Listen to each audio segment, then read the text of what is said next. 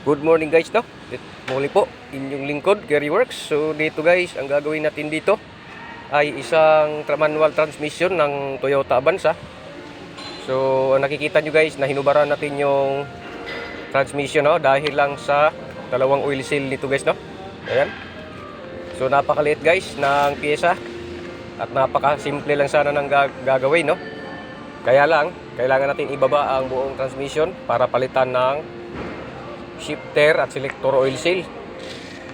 So dito ay makikita nyo hiwag-hiwag guys yung ating transmission. So hindi nyo kasi mapapalitan yan ng oil seal pag hindi nyo ginawa ito guys, no? So kailangan nyo tanggalin yung buong transmission at tanggalin yung shell bago natin mabunot itong ating oil seal. So dito ay magpapalit na tayo ng bago.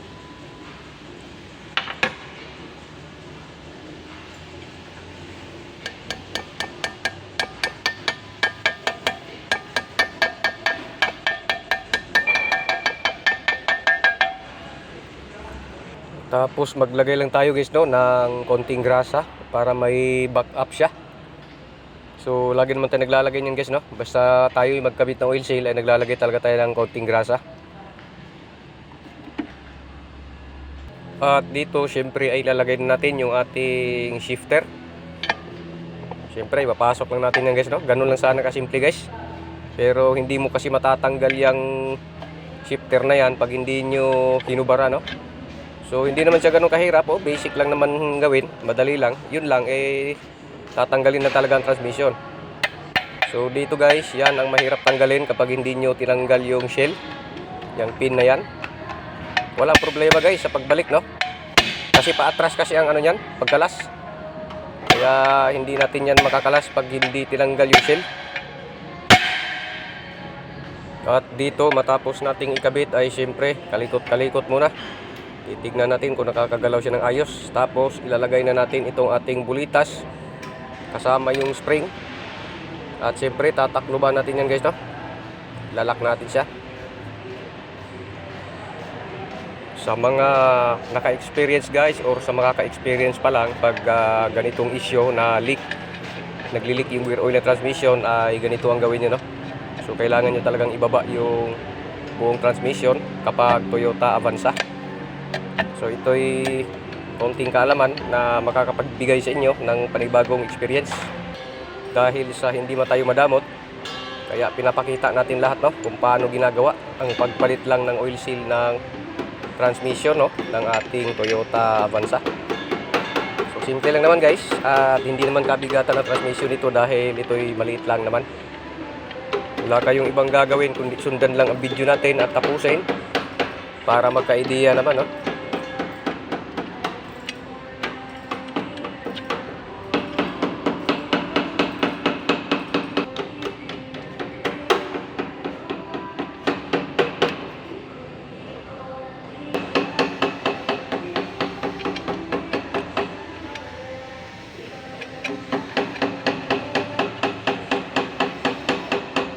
Matapos nating lagyan ng lock, so ganyan pa rin guys, no, ang gagawin natin ay gagalaw-galawin natin. Titignan natin kung ayos pa siyang nakaka-slide. Para sa ganun pagtaklob natin ay wala nang sagabal sa ating pagbubuo ditong ating transmission, no. So syempre huwag kalilimutan lagyan ng silicone dahil sa wala itong gasket guys, no. Tanging silicone lang talaga ang ginagamit dyan, no, para walang leak. So simple lang, lalagyan ng konting amount. Tapos pwede na natin ilagay yung ating case o kaha ng ating transmission.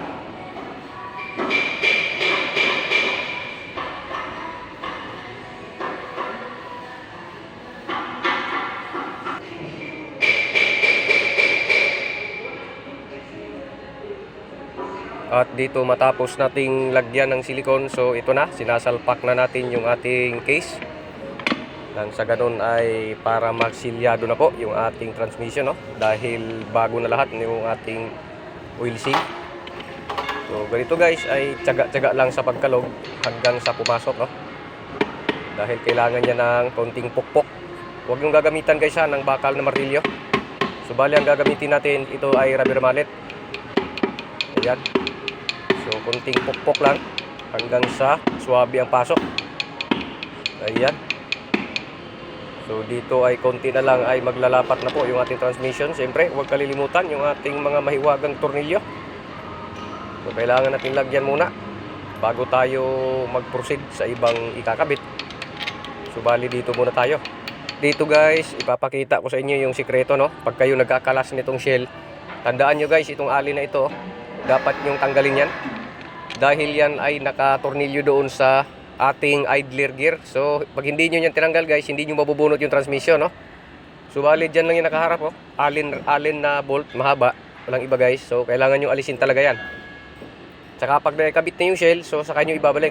Yan lang ang sikreto guys, para mabunot agad yung shell ng ating transmission.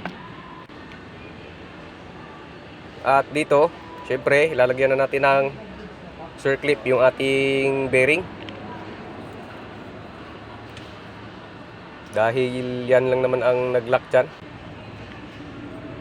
So, ayan.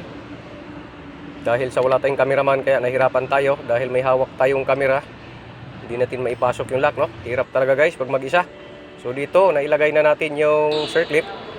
At lagyan na rin natin ng lock yung ating yung magnet. So after nung magnet, ilalagay natin yung lock ng ating counter gear. At syempre tutornilyuhan din natin yan, no?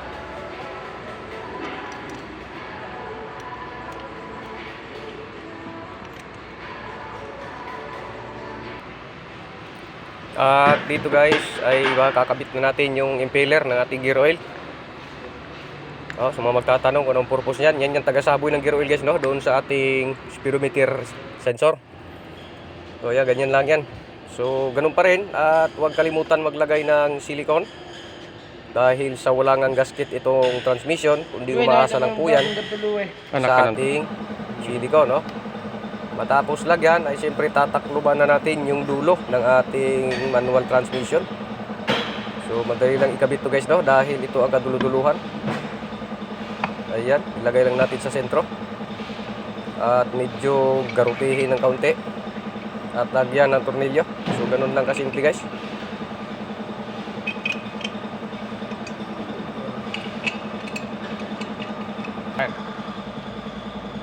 At siyempre, huwag kalimutang hapitan para hindi tumalsik at hindi tumagas yung ating gear oil. So dito ay the whole process guys, no, natong pinakita kung paano ginawa, no. So walang guys, walang shortcut. So dito ilalagay na natin yung ating speedometer. Ayan. So G's lang naman yan. Ayan. Nailagay na ni Geriworks. At may marking na rin yung ating mga tornilyo. At siyempre huwag kalimutan yung backup light switch natin, no. Yan yung nagbibigay source kapag umaatras tayo. Yan yung dyan nang gagaling yung ilaw. Umiilaw sa likod, no.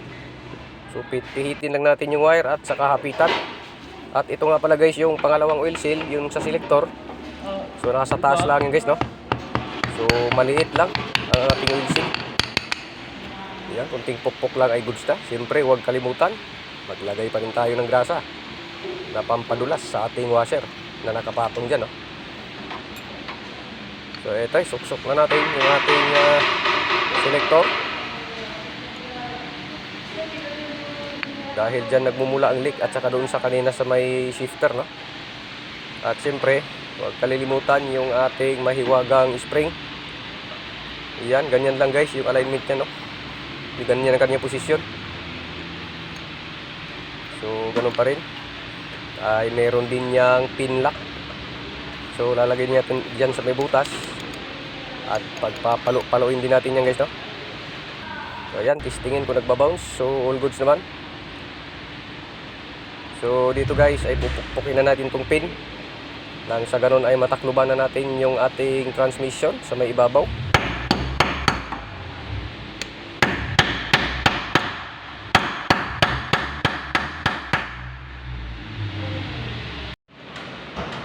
Matapos pukpukin ay siyempre ilalagay na natin siya guys, no. Tatakluban na natin ang parting ito. So siyempre maglagay rin tayo ng konting silicone. Dahil sa ang gasket ginamit natin ay ano lang yun, Bilamoid gasket, no. So maglagay pa rin tayo ng napakanipis na amount ng silicone. Nang sa ganun ay may kapit po yung ating gasket para wala talagang tendency na sumingaw, no. So So ayan lang guys, ginawa lang natin yung gasket. At dito ay tatakluban na natin yung ating transmission nang masubukan natin kung papasok lahat ng kambyo. So kahit guys no, hindi na natin to kailangang i-test drive. Mano-mano lang natin itong testingin. Doon pa lang ay goods na yung ating transmission dahil sa bago na po yung ating mga oil seal.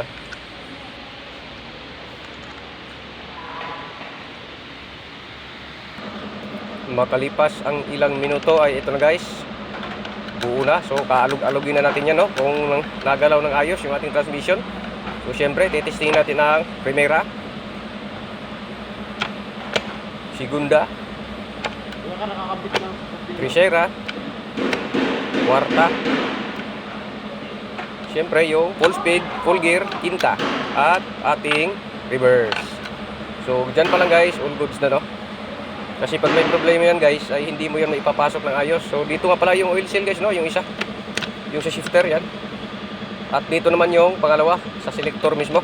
Ayan, nakikita nyo yung nag-slide. So ganun lang guys no, ganun lang kasimple yung ating ginawa. Isang oil seal dyan, at saka sa may selector. At dito makikita nyo ay may marka na po yung ating tornilyo, ibig sabihin po ay nahabitan na no.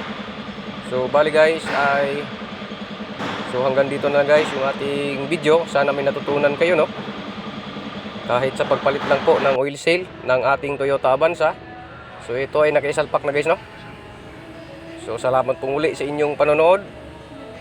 Muli po akong nagpapasalamat sa mga viewers, followers